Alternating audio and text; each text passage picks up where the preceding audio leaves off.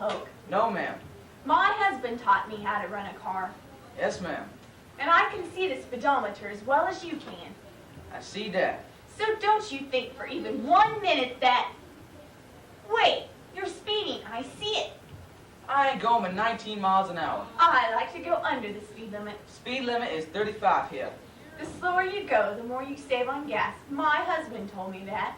We's barely moving. We might as well walk to the Piggly Wiggly. Is this your car? No, ma'am. Do you pay for the gas? No, ma'am. Well then, my fine son may think I'm losing my abilities, but I still have control of what goes on in my car.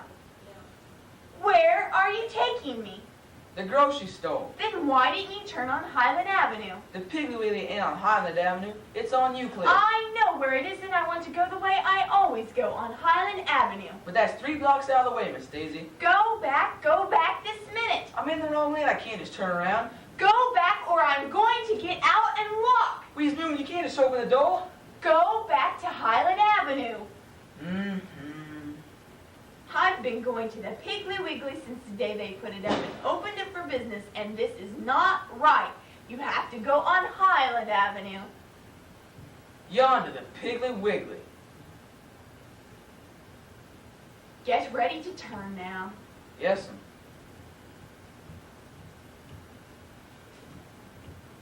Watch out for that little boy behind that shopping cart. I see that. Now park over there next to that blue car. But we're closer to the door right here. Next to the blue car. I don't park in the sun. It fades the upholstery. Yes, ma'am.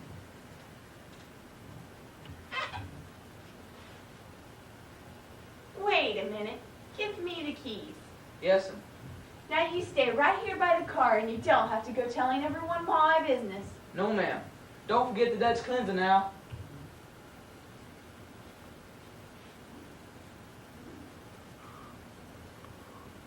Hello, Mr. McClatchy?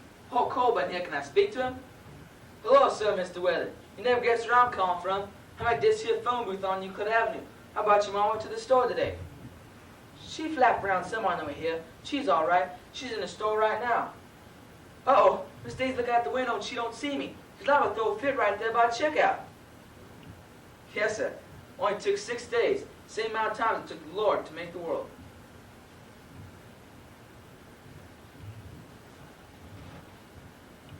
Time passes.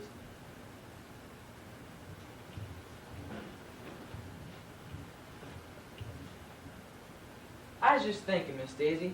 We've been out to the cemetery 3 times this month already, and it ain't even the 20th yet. It's good to come in nice weather. Yes, sir. Mrs. Sig's grave is mighty well tended. I believe you're the best widow in the state of Georgia. Hoke, go get that pot of azaleas from the car and put it on Leo Bauer's grave. Yes, sir. Where's his grave at? I'm not sure exactly. Over in that direction, just beyond the Weeping Cherry. You'll see the headstone Bauer. Yes, sir. What's the matter? Nothing's the matter.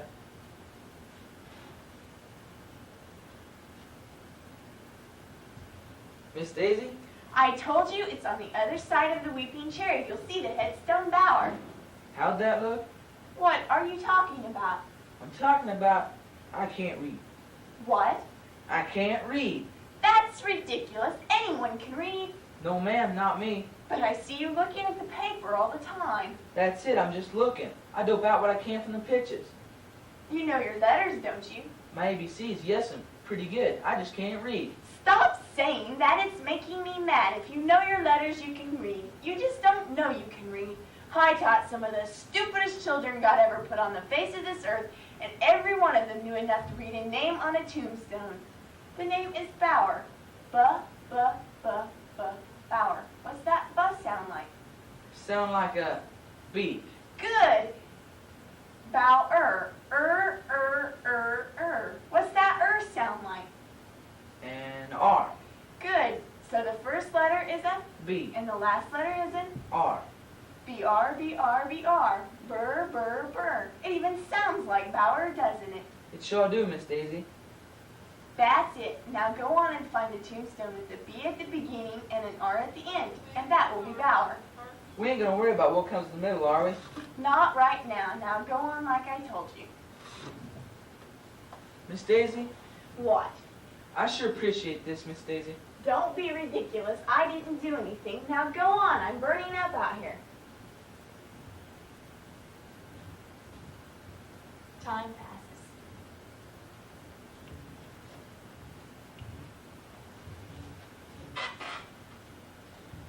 Ooh, we got them lit up decorations. Everyone's giving the Georgia Power Company a Merry Christmas.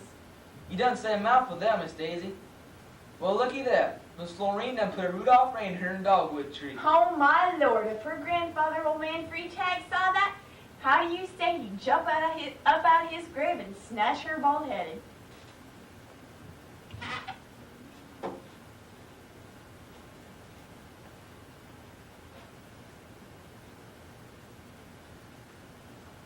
Poke, Yes, sir? this isn't a Christmas present. No, ma'am. You know I don't give Christmas presents. I sure do. I just happened to run across it this morning. Ain't nobody ever give me a book before.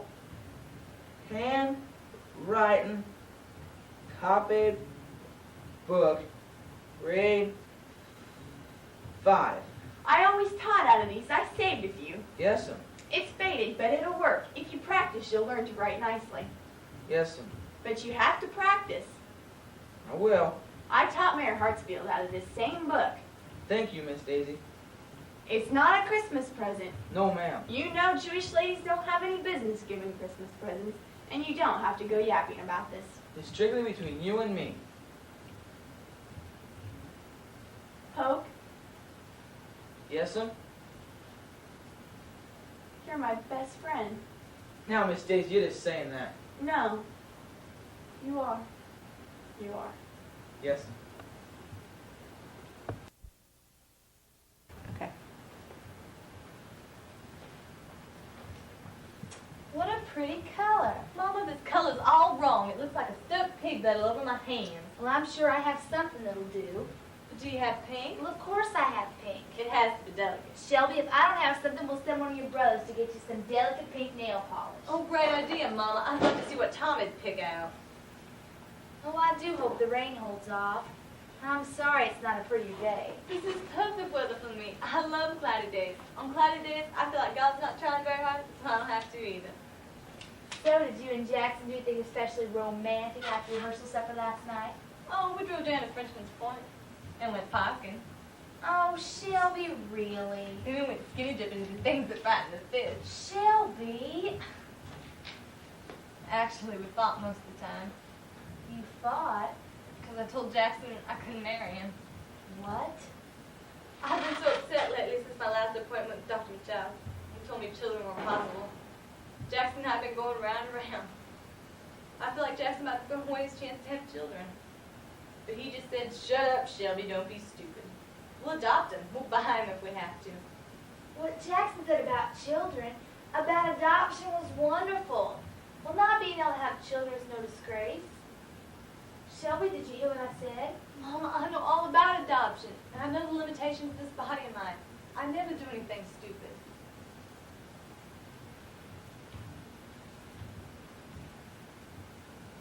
Shelby, a diabetic, has recently gotten married and desperately wants to have children. Her mother, Malin, however, hates to see her risk her health by doing so, but Shelby is stubborn and strong-willed. Steel Magnolias by Robert Harlan.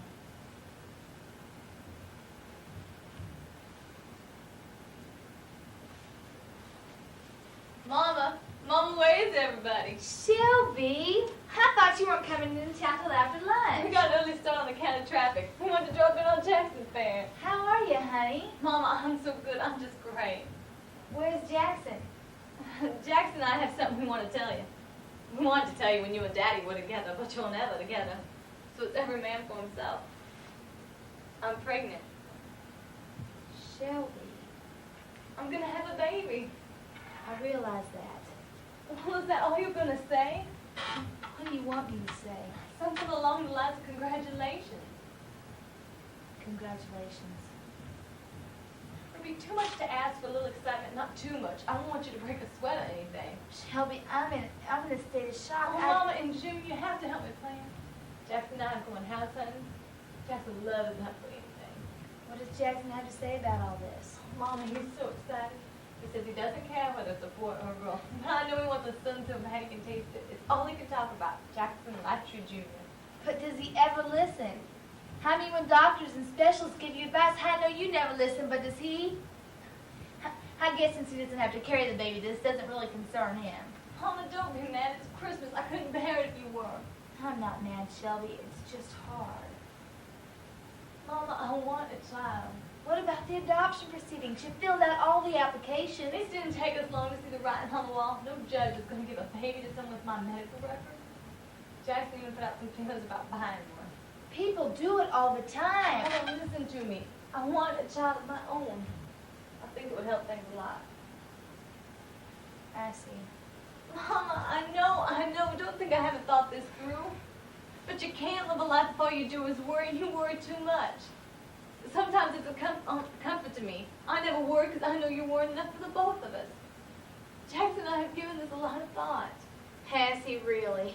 I guess there's a first time for everything. Don't start on Jackson. Shelby, your poor body has been through so Mama, much. diabetics have healthy babies all the time. You are special, Shelby. There are limits to what you can do. Mama, listen to me. I have it all planned. I'm going to be very careful, because this time next year, I'm going to be bringing you a big, healthy grandbaby at the Christmas festival. And no one's going to be hurt, disappointed, or even inconvenienced. Least of all Jackson, I'm sure. You're jealous. Because you no longer have any say-so in what I do, and that drives you up a wall. You're ready to spit nails because you can't call the shots anymore. I did not raise my daughter to talk to me this way. Yes, you did. No, I did not. Yes, you did. Whenever any of us asked what you wanted for us when we grew up, what did you say? Shelby, I'm not in the mood to play games. Just answer me, Mama. What did you say? All I ever said is that I want for you to be happy. Okay. The thing that would make me happy is to have a baby. If I could adopt one, I would. Mama, I look at having this baby as the opportunity of a lifetime. Sure, there's risk involved, but that's true for anyone. And you get through it and life goes on. And when it's all said and done with, there's a little piece of immortality. With Jackson's looks and my sense of style, I hope. Mama, please, I need your support. I'd rather have 30 minutes of wonderful than a lifetime of nothing special.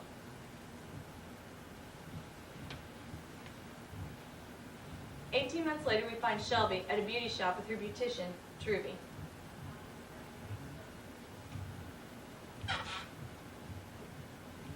So, Shelby, when you going to bring that baby of yours by? Oh, Truby, I brought a picture of him. Has he gained any weight? About 15 pounds. God, he's a tiny thing. Well, Truby, he only weighed 1.5 pounds when he was born.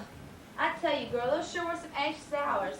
We didn't know who to worry about most, you or that baby. Well, I certainly wouldn't recommend having a baby 3 months premature. I get upset even just thinking about it. Well, then don't. He had Jack Jr. He's a little fighter, all right, and he's going to wear me out. I wish I knew where he got all that energy. Well, don't you try to do it all by yourself. You get that husband of yours to help. He's supposed to be helping out in this decade. He does. Mama doesn't think he does. But he does, I guess, when he thinks about it, which isn't often. You know, most of the time he doesn't do a damn thing, and he's off hunting every weekend. Well, honey, that is a man for you. Shelby, what have you done to yourself? Truby, it doesn't hurt. What have you been doing? The doctor's been trying to strengthen my veins. They're in terrible shape. I don't understand. It's my dialysis. Don't look at me like that. Well, how long have you been doing this dialysis? A couple of months. I can't believe you didn't say anything. This is very selfish of you. Hold on, Truby. You're acting like this is something. Well, this isn't something. Having Jack Jr. put too much strain on my kidneys, and now they're kaput. That's all. The doctor said it probably happened. That's all. That's all she says. Well, I'm responding beautifully to dialysis. Do I look bad? Oh, honey, you look fine, but are you going to have to do this dialysis forever? I could, I suppose, but that's not real convenient when you're trying to keep up with an 18-month-old ball of fire. So I'll just have a kidney transplant and I'll be fine. But that's not as easy as you're making it sound. Finding a kidney is the hard part, isn't it? For most people, I suppose, but I'm lucky. I don't have to wait anymore. Mama's going to give me one of hers. We check in tomorrow. Oh, you poor thing. Don't say that. I'm very happy and I have my baby. And if this is part of the price I have to pay, then I'm willing to pay it. I can deal with it.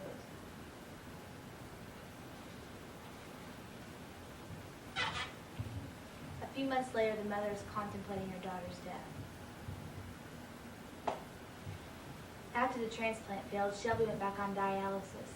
She'd been doing fine the last few months, but last Monday everything just went wrong. It was like dominoes. At first, they thought they could correct things with a little surgery. As they wheeled her down, she said, Mama, I'm going to feel so good when this is all over. Then they gave me anesthetic. I couldn't leave my Shelby. It's interesting. Both the boys were very difficult births. I almost died when Jonathan was born. But not Shelby. Shelby was a breeze. I could have gone home the afternoon after I had her. I was thinking about that as I sat next to Shelby while she was in the coma. I would work her arms and legs to keep the circulation going. I told the ICU nurse we were doing on Jane Fonda. I sat there and I just kept pushing, like I always have when Shelby was concerned. I guess I was hoping she'd just sit up and argue with me. But finally we all realized that there was just no hope. At that moment I panicked. I was so very afraid I couldn't survive the next few minutes. As they turned off the machines. Drum couldn't take it, he left. Jackson couldn't take it.